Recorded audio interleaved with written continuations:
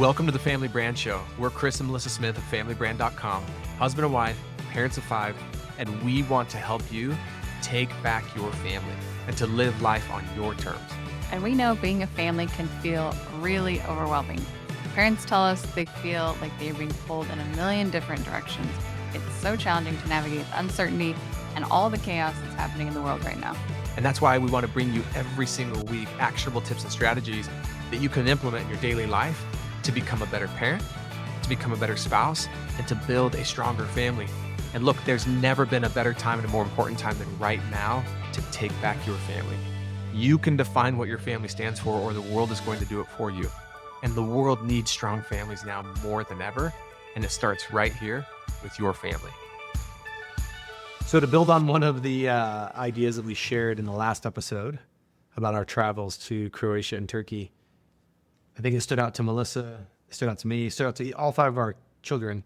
Again, this idea that maybe it's okay at times to just have life be at a little bit slower pace and to not fill your time up with so many things, or allow your time to be filled up with so many things. You know, like Melissa being like, it's so crazy that I don't make time to do something I love, like read books, right? Like a simple thing, but like something you really love. Or, why are we always in such a rush at meals? And why do we run up this crazy breakneck pace sometimes? And why do I not make more time and to do some of the things I like? And so, and your time, it'll get filled if you allow it. Like if I don't have a little bit of discipline and intentionality, just even in my business, I'll just look up one day and be like, wait, I have back-to-back calls from 8 a.m. to 5 p.m. literally with no breaks. Like, how did that happen? Well, it's like, if you don't interject a little bit or take back some of your time or take control of your time, it's just going to get filled up. And so one of the exercises that we did on the boat with the families. So again, go ahead. I just give a little context there. Yeah. So if you go back and listen to the last episode, we went to Croatia and some families came with us, and part of the, they knew coming into it, hey, we're going to bring all of our family, our children on this boat for a week. And we're going to do some like exercises every morning about how to be more intentional as a family. And one of the exercises was take back your family's time, which I think Melissa put together a really incredible resource on that you can link to in the show notes. I will attempt to link to it. If not, it's really great, but you're going to miss out. No, but it's just a really simple thing that, and this came out of a kind of really, I guess I would say, a frustration Melissa and I had in our own family. Like there was a period of time, I can't remember when Melissa and I were just like, what is going on right now in our family? Just something felt so off. And like, our family didn't feel good in the sense of like, not that our family didn't feel good, but like there was a period of time there was like, how we're connecting as a family, or lack of connection, and just what's going on there between our relationships just doesn't feel good. It feels like something's off. And what we recognized is like, we were just overcommitted to everything. And so it really had us take this serious look at, let's reevaluate our time and see where it's going and maybe take back some of our time. And I think it revealed a lot of things to us. One, it revealed we are saying yes way too often to too many things. Number 2, we don't even have time to be a family and to prioritize our family, which kind of builds on, again, that episode from last time of like making your family priority. And then 3, there's a lot of things that we actually really love doing as a family that we've stopped doing because we haven't prioritized it and or don't feel like we have time for it. So it was this really big eye-opening experience for us that had us then go back and say, okay, let's reevaluate, let's push pause a little bit. And let's first identify, what are the things that we actually enjoy doing as a family? How do we enjoy spending time as a family? And that was really useful to just go and some of the things on there were obvious. Some of them were kind of like, yeah, we actually do enjoy this as a family. And it was maybe a little bit of a surprise, but that was really useful to just start there. And then it was like, okay, now let's review all the things that fill up our time as a family. And then made some hard choices and tough choices around, well, let's say no to these things and say yes to these things. That's a really condensed version of it. But essentially, that's where it started, was just, okay, something's off with our family. And it was how we were spending our time. And one way I like to look at it, and this is how we presented it to the families in Croatia was a lot of times it's not anything like your lives aren't getting full of quote unquote bad things. It's just, we like to have, there's this idea of good, better, and best and best. And a lot of times our lives are just full of these good things, but it doesn't leave room for the better or the best things. And there's this story told by a man, Dallin Oakes, and he tells this story about a man and a son who take this epic summer trip together.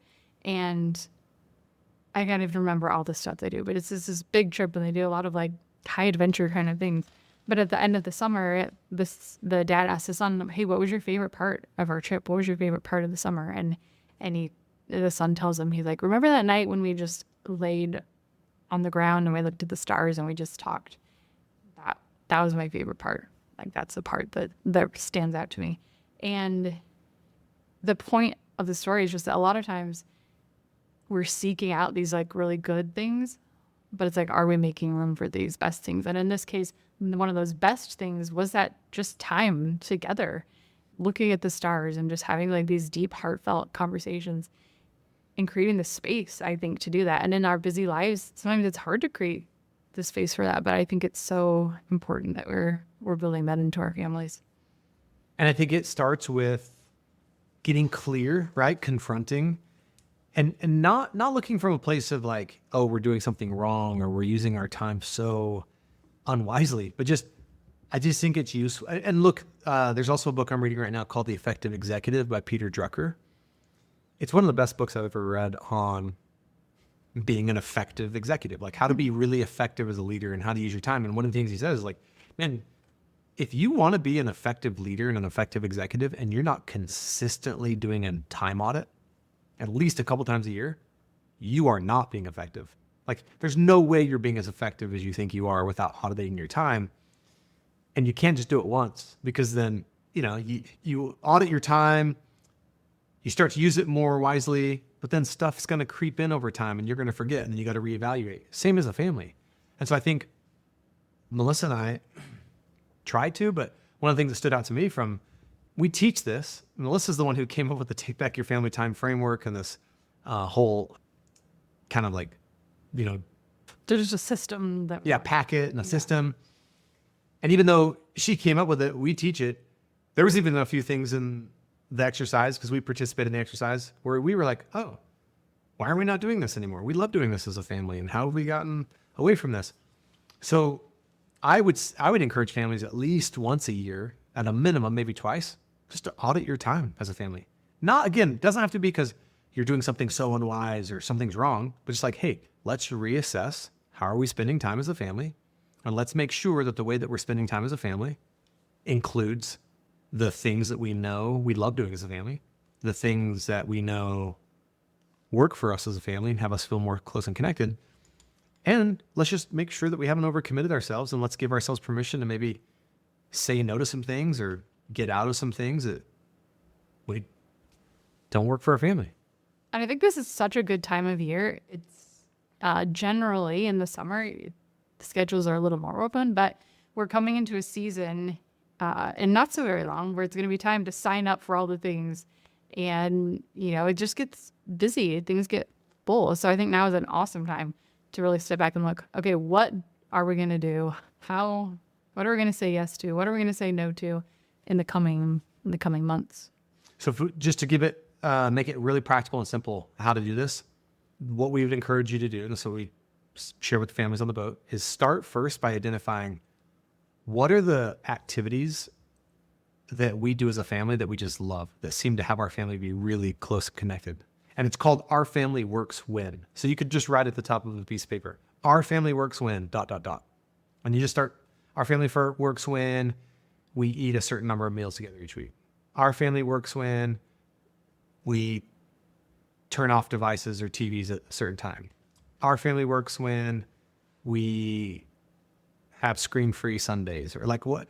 When we're going to church together, when we're camping, when we're, whatever, when we go to the lake together, when we fill in the blank. Yeah. One of the families on the boat, who's also some of our best friends, the Smiths, I don't know if I've ever heard them say this, but like Shauna said, we have a routine and a tradition and a ritual in our family. We're like, every night at 9 p.m., no matter who's there, doesn't have to have the whole family. We gather around this little round table in our living room and we just kind of like do a really fast, like, hey, let's check in for the day. And she's like, when we do that, our family really works. We're more closely connected. So it's just, They have, and then they have their family like nightly prayer there too. And I asked her more questions about it after, because I know my family kind of did that growing up, but I feel like we've just, again, got so busy that it's like a little haphazard, like our nightly routines, because our teenagers are gone and things happening. But I love what she's said is that even her teenagers know, okay, it's like 8:55. Am I close to being home? Am I not? Like, and she'll send out a group text being like, hey, should we wait for you guys? How close are you? And I thought that was really cool and really inspiring to see in real time, like how it's working for her family and what they do. totally. So that's the first step. Identify the activities and the ways that you use your time that work, that have your family be connected. Then just do a time audit and look at like, okay, where's our time going? And then also identify what are the things that just aren't working? Where are the areas maybe where we're overcommitted or things we've said yes to? And then give yourself permission to say no more often. Like, you don't have to say yes to everything. That's a painful lesson that we've learned. But yeah, I just think it's just going to allow you to prioritize your family more, feel more close and connected. Yeah, it's just useful to do an audit of your time pretty consistently. And for sure, I would involve maybe that's been clear throughout the episode, but for sure would involve your kids in this. I think they'll have some beautiful insights as to what they enjoy doing, what's meaningful to them. So make sure you do that with them too. All right, so that is it for today's episode of the Family Brand Podcast. But before you go, we have something fun for you. Yeah, like if you've ever wondered, okay, so how's our family culture actually doing? We've got an incredible quiz for that. Good news, it's quick, it's free, and when you're done with that quiz, we'll even email you this awesome PDF full of practical ways to strengthen your family culture right away.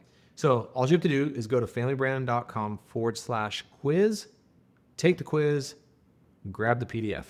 We'll see you next time.